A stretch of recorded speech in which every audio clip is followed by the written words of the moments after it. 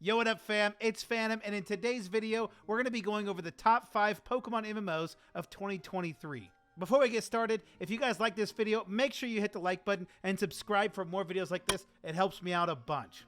So I've been playing Pokemon MMOs for years, and I've had hundreds, if not thousands of hours into these games, and I've always tried to make different guides and different lists on which one I find to be the best. And right now, these are the top 5 Pokemon MMOs that I think are the best that are on the market right now. There's a mixture of different ones. They all have different qualities. Some are better with PvP, some are better with PvE, some have a combination of both. So I want to go over all of these, and I'm going to try and find the best one for you.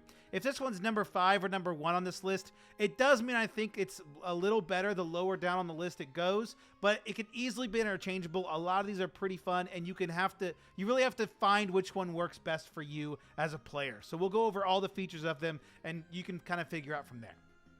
Number 5, Pokemon MMO 3D.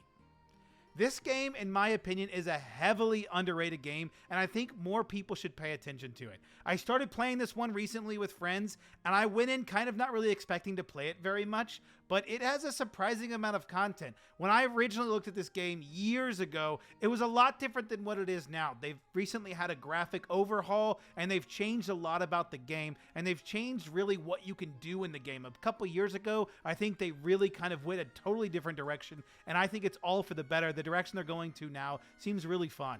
There's a good amount of grind, and it puts an emphasis on catching all the Pokemon. It's revolved around getting your level up, your trainer level, and it doesn't happen quickly or easily. At first it does, but you have to get to certain levels to get to certain maps, and the game is built around, I don't know, there's probably like 10 or 15 maps you have to go on, and each map is guarded by a certain trainer level, so you have to make sure to get up levels, and the best way to do that is catch Pokemon and complete your Pokedex. That's really the only good way to do it, and so it puts the emphasis on catching a lot of Pokemon, and some of these Pokemon are quite rare, which makes it fun. This game is great with a group of friends, and it's one of the few on this list that I really encourage you to play with others, because you're going to need other players to defeat the legendaries, which is what you really want to get to. There's legendaries like there's the birds, Moltres, Articuno, and Zapdos. There's the dogs, Entei, Raikou, Suicune.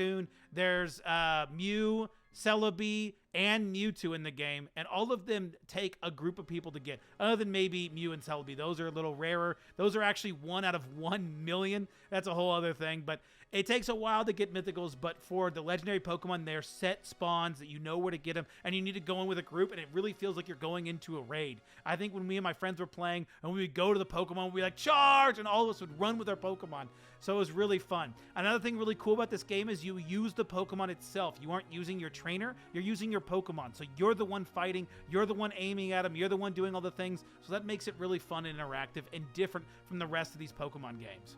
Also, the Pokemon in this game, like I said, are hard to find, which I personally find that is really fun. And you can also level Pokemon up to higher than level 100. They can go up to, I think, like the max level is 125, which is a lot of grinding, don't get me wrong. After level 100, it takes a lot to level up, but it's really cool because the way the EVs work in this system, if you guys don't know what EVs are, they're effort values, it raises your stats of your Pokemon, and you can raise each one to 2,000 per stat, and you're not guarded by which stat you want to do. You can do any of those stats. There's actually like 10 stats in this game. There's energy levels. There's other things that you have to take in account of that aren't necessarily a part of the normal Pokemon game. So this one kind of goes above and beyond what normal Pokemon does in regards to each individual Pokemon, which I think is a little different and really cool. None of the other games really do that on this list. The biggest con for me is probably longevity. After you've defeated all the legendaries, there isn't a ton to do except grind for all the rest of the Pokemon that you don't have in your Pokedex, and then go for higher level Pokemon as well, and maybe even get like someone like Celebi or Mew. Those are a little harder to find, or when the events come around, finding those hard to find like shinies. But other than that, there's not like a ton to hunt for. There's not a ton to do once you get the legendaries done.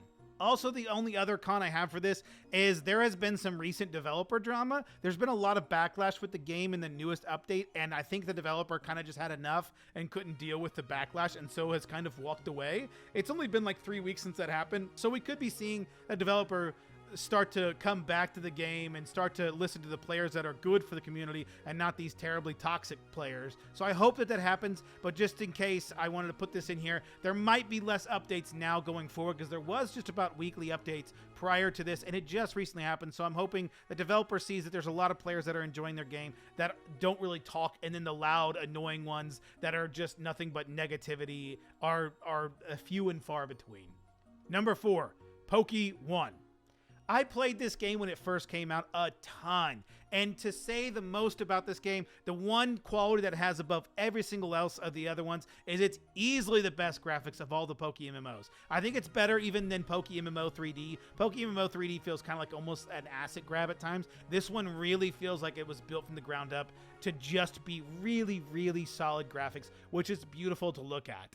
From what I can tell, it does get updated a decent amount, but nothing crazy. It seems to come in waves when the updates do happen. So the updates don't happen a ton, but they happen enough to keep you interested. There's a big PvP emphasis on this game, and I would say this is probably one of the strongest, if not the strongest PvP out of all the Pokemon MMOs. So if you are one that really likes Pokemon PvP, this might be right up your alley. This one you're going to spend a lot of time in because there's a big emphasis on PvP in this game.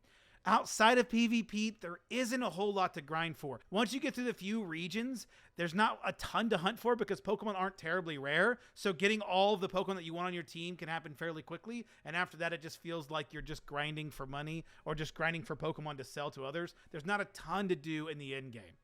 For those that love PvP, though, you'll love this game. If you want more from your PvE experience, check out one of the other MMOs, though. Number 3, Pokemon Revolution Online. This is probably my second most played Pokemon MMO, but unfortunately, I've not been able to get my original account back. I'm not sure what really happened. I think it might have reset somehow. I don't know if they did a full wipe years and years and years ago, and I just never knew about it, or if somehow I wiped my own progress somehow. I don't know what I did, but so now I'm not terribly far in this game as I used to be, but so that's a little unfortunate, but this one's still a really good game. This game is number 3 for me because of the amount of PvE content in the game. This game is perfect for the players that want to spend hundreds or even thousands of hours completing their decks, grinding for legendaries, finishing all the PvE activities, and enjoying all the seasonal events that they bring throughout the year. This game is really fun, and there's a lot to do once you get done with just beating the region. There's plenty to do in this game.